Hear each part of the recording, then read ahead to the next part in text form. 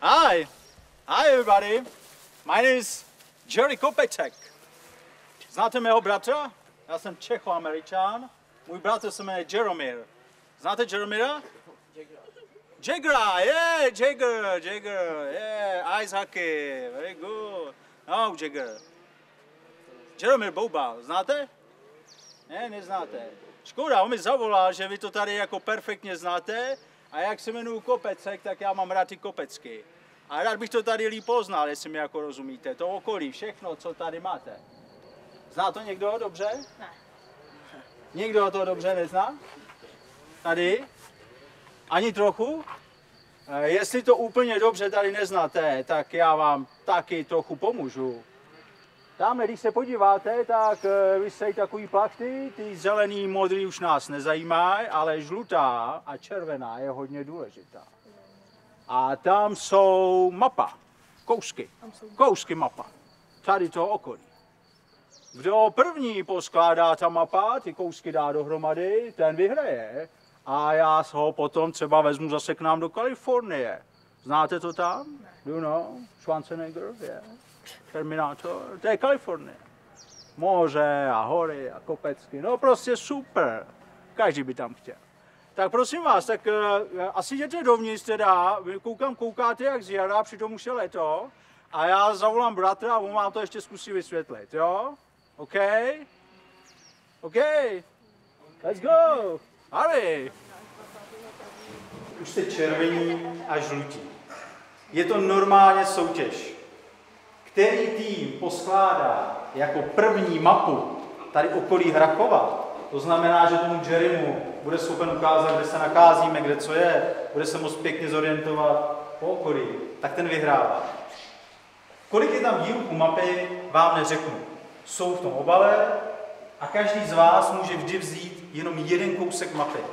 To znamená, že nemůžete jich vzít 2, 5, 10 na jednou, ale vždy pouze jenom jeden, s tím se musíte vrátit sem a sestavujete mapu na svém stole. Těch kousků je tam, jak už jsem řekl, více a vy tedy můžete běhat neomezeně, jak dlouho budete potřebovat, než nazbíráte nebo než přinesete všechny kousky mapy. Celkový čas na složení mapy je 30 minut. Nesmíte překročit 30 minut. Komu se to samozřejmě podaří dříve, bude rychlejší a bude mít celou mapu poskládanou, tak vyhrává. A teď velký pozor. V každém týmu, jak u červených, tak u žlutých, se mohou vyskytovat konstruktéři a dekonstruktéři. Co je úkolem konstruktérů? Každý, kdo je konstruktér, tak se snaží v co nejkratším časovém limitu sestavit mapu. Úkol je splněn, pokud je mapa sestavena v časovém limitu. Dekonstruktér se snaží za každou cenu zabránit sestavení mapy. Sabotuje činnost konstruktérů. To znamená, že se snaží, aby ta jejich práce nebyla zdárně dovedena k závěru. A pozor, velmi důležité, dekonstruktér nesmí být v žádném případě odhalen. To znamená, že jakmile jste dekonstruktéři, tak váš hlavní úkol je to, aby vás nikdo neodhalil, aby na to nikdo nepřišel. Lísteček, který dostanete, si přečtěte tak, aby to nikdo jiný neviděl. Jasný?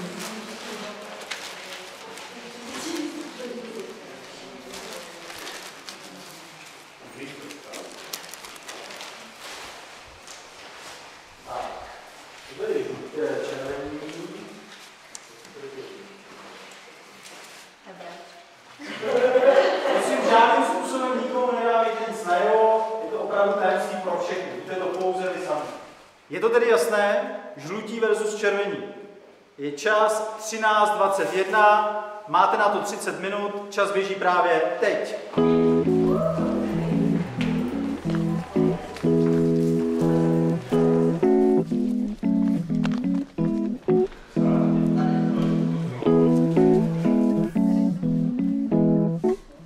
Šla by tato 18 napojit na tuhle 18? Tam. Je tady. Jo.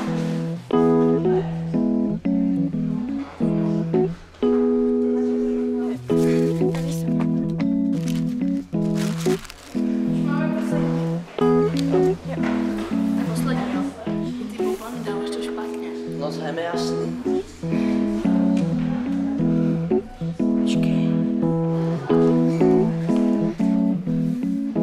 Co mi to boříš?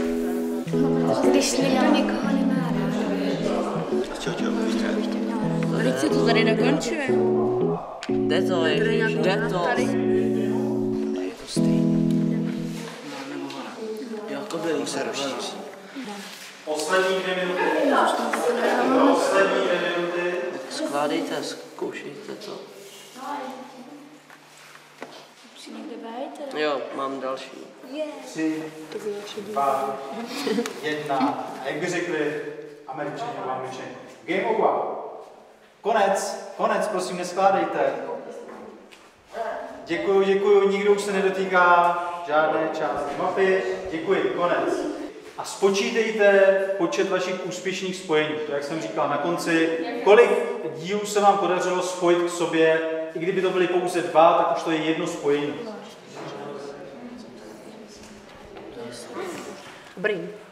Já vás teď poprosím, abyste z každého týmu přicházeli postupně sem ke mně a abyste řekli, kdo si myslíte, že podle vás byl...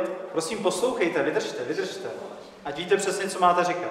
Kdo si myslíte, že podle vás byl nebo je dekonstruktér a proč si to myslíte? Z jakého důvodu máte to podezření? Pokud něco takového děláme, tak bychom měli k tomu člověku hovořit přímo. To znamená, dívejte se mu přímo do očí a já řeknu příklad. Eliško, myslím si, že ty jsi byla dekonstruktérka a myslím si, že jsi byla dekonstruktérka protože jsi si sundala boty, aby si mohla běhat pomaleji a nenanosila tolik písku mapy. To si myslím. To znamená, takto jasně tomu konkrétnímu člověku řeknete, proč si myslíte, že je dekonstruktér. Tak, poprosím, půjdeme na střídačku, začnou žlutí. Můžeš. Tak já si myslím, že to byl Štěpán, protože má... Mluv přímo ke Štěpánovi. Štěpáne, myslím si, že jsi to byl ty. Myslím si, že to byl ty, protože jak máš ty žabky, tak a ještě se zbavil s ostatníma z týmu. Taky někdy, třeba s kámošem. Takže si taky tomu trochu zdržoval. Štěpán, dobře. No ostatní nemůžu. Tak jo, dobře, takže já píšu žlutá Štěpán. Bavil se z druhého týmu. A jak to bylo s těma sandálema, s těma žabkama?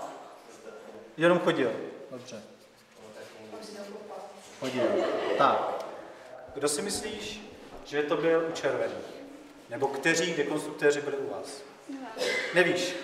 Nikoho si neodhalil? Dobře. Může být. Tak, kdo jde ze žlutý dál, tak Štěpáne, pojď. Jo, tak já myslím, že byl Petr dekonstruktér, protože jsem ho jednou viděl, jak dával k sobě schválně dílky, které se mi nepasovaly. Já tě viděl. Fakt, ale. Dobře. Ještě nějaký dekonstruktér? Ne. Takže Petr. Já si myslím, že jsi to ty, Vendulko, protože jsi taková moc nevinná. Moc nevinná.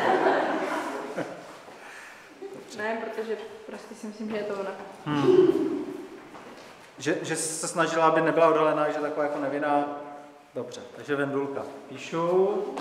Vendulka. Nedá se prokouknout, jo? Je to tak, jakože ta jedna, jakože si nevíme, co si myslí. Já obvinuju tebe, Honzo, protože když jsme skládali, tak si vůbec nám nepomáhal, jen si tam stál a nic si nedělal. Honza nic nedělal. A je teda jenom Honza, nikdo jiný. Jo, jenom jeden. Nic nedělal. U žlutých byl označen Štěpán, Petr 2krát, Tereza 2krát, pardon, Petr 3krát, Tereza 2krát, u červených Vendulka 2krát a Honza 1. Já poprosím, abyste vydrželi ještě. Já vím, že jste nedočkaví, ale vydržte. Tak, poprosíme veřejně, aby se nám odhalili ti, kteří byli označeni. Štěpáne, přečti nám, co jsi. Tvoje role je konstruktér. Štěpán nebyl dekonstruktér. Petr. Role je konstruktér. Prosím, poslouchejte, konstruktér. Tak Petra se také odhalili nebo neodhalili špatně? 3krát špatně Petr označen. Honzo, jak jsi na tom ty? Tvoje role je konstruktér. Tak Honza taky špatně. A máme tu poslední, Terezu, byl to správný ty? Terezo, co seš? Konstruktér. No, nikdo není dekonstruktér. Nikdo není Poslouchejte, není tu ani jeden dekonstruktér. Všichni jste měli tu roli konstruktora, to znamená, snažili jste se co nejlépe skládat. A teď mi vysvětlete, jak je možné, že tady jsou tyhle věci. Bavil se, nezapojoval se, chodil místo, aby běhal, špatně sestavoval dokonce 2krát, chodil bez dílku, je příliš tajemná, nic nedělal, nenosil a byl sám, nebo byla sama, nenosila. Jak je možné, že tady jsou tyhle věci? Tak třeba chodil, protože už nemohl. No. A nebo špatně se stalo, protože je slepej. No to se mu to nejde, jasný. Přesně, ještě nějakou Petře zkusíš vysvětlit. Že mi opravdu nejdou pucle. No nejdou ti, že? Jako to je normální, každý to nemusí. A nic nedělal, protože byl unavený. Nic nedělal, třeba byl unavený, nebo prostě nic nenapadlo v tu chvíli. Byla tajemná, protože byla tajemná. Tajemná, protože prostě třeba někdo vypadá tajemně, nebo působí na ostatní. Je to jejich charakter. Je to jejich charakter, přesně. Když si to takhle dokážeme jasně zdůvodnit, tak proč těm lidem teda takto přistupujeme, že někdo neumí sestavovat a už si myslíme, že je dekonstruktér, někdo chodí a tváří se u toho tajemně a myslíme si, že je dekonstruktér. Proč těm lidem takhle přistupujeme? Protože když jste nám to řekl na začátku, tak jsme byli na to zaměřený a spíš jsme se soustředili na to, kdo je dekonstruktér, než na ty dílky. Určitě, a když máš pravdu, 100%. No, tak já když to přemýšlím, tak jsem si myslel i o Šárce, že je dekonstruktér, protože ona naopak všechny obvinovala. Tak proto jsem si to myslel.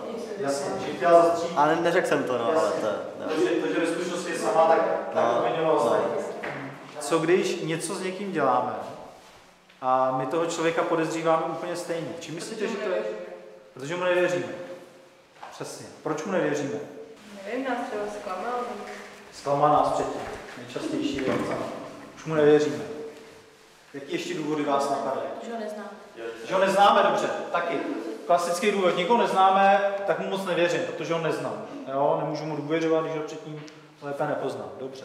Tohle to jsou úplně typické věci, které se pravidelně objevují tady u té hry. Vůbec nic si z toho nedělejte. Dokonce se stává, že tam jsou i fyzická napadení, když to tak řeknu. Že někdo někomu prohledává ruce, jestli neschovává lísteček, někdo někoho šmíruje a kontroluje a hlídá ho. To znamená, nic si z toho nedělejte, že jste ty, které jste si mysleli, že máte označit, takže jste takto označili. Z čeho to pramení? Pramení to úplně z jednoduchého principu, z jednoduché podstaty. Každý z nás je jiný. Každý z nás tu svoji práci dělá jiným způsobem. Ale to ještě neznamená, že ji dělá špatně.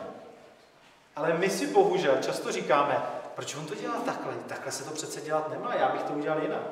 Ale to neznamená, že když já něco dělám jinak, že to dělám lépe než ten druhý, nebo že to dělám správně, nebo jediným možným správným způsobem. Proto, když děláme spolu nějakou věc, tak musíme brát to, že prostě každý dělá jinak. Každý k té věci přistupuje jinak, má jiný charakter, jak tady zaznělo, má třeba i jinou motivaci, někdo je unavený, tak třeba tolik rychle neběhal, někdo unavený tolik není a baví ho běhat, tak běhá víc. Někdo umí sestavovat, tak se stavoval správně, někdo neumí, tak se snažil a sestavoval špatně. Ale neznamená to, že to ten člověk dělat nechce. A říká si tak, a mě to s váma nebaví a já vám budu škodit. Já to udělám tak, aby se to opravdu nepovedlo. Tak, zkuste si tady z toho odnést to nejdůležitější. A to je to, že opravdu každý z nás je jiný. A každý z nás se při té společné práci, kterou vy děláte na žákovských parlamentech, projevuje jinak. A když někdy budete mít pocit, že to ten člověk nedělá dobře, nedělá správně, mohl by to dělat rychlejš, mohl by být snaživější, mohl by to dělat líp, mohl by to dělat přesnějš, samozřejmě mohl, ale jenom podle vás. On to třeba dělá podle sebe velmi dobře a dělá to třeba na 100% svých možností. Prostě to líp nedokáže, nebo to líp neumí. A pokud my k těm lidem, co okolo nás něco dělají spolu s námi, pracují na společném úkolu, budeme takto přistupovat, tak to potom pro nás bude jednodušší. Bude nás ta práce i nás samotné víc bavit. Protože budeme si říkat, jo, on se stavuje spolu se mnou, on se snaží, aby jsme vyhráli, aby se nám ta mapa podařila sestavit. Ode mě je to pro dnešek vše. Já vám děkuju.